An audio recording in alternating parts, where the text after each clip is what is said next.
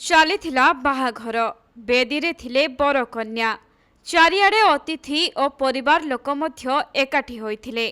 ठीक सेही समय रे हेला आत्मघाती विस्फोरण। आखि पिछुड़ाके खुशीर मुहूर्त सबू शकर छाया भासीगला। बाहाघर मंडप जेमिति पालटिला श्मशान घाट। चारिआडे बिछाड़ी होई पड़िला मृतदेह। केवल विवाह मंडप नुहे बरं हॉस्पिटल रे मध्य आत्मघाती विस्फोरण होइछि। नाइजेरिया रे घटिछि एभली एक भयंकर घटना। नाइजेरिया रे सीरीज आत्मघाती विस्फोरण रे 18 जनक मृत्यु होइछि। सेहीपरि 42 जन गुरुतर अछंती।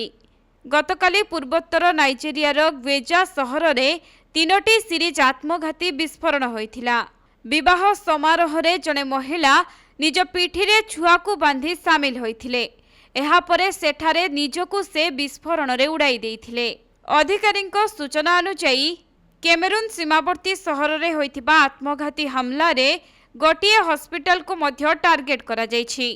एथि सहित अंतिम संस्कार स्थान रे मध्य आत्मघाती विस्फोरण होइछि एवं एही सीरीज आत्मघाती विस्फोरण रे अति कम रे 18 जनक मृत्यु होइथिबा बेले 42 जन आहत होइछन्ति।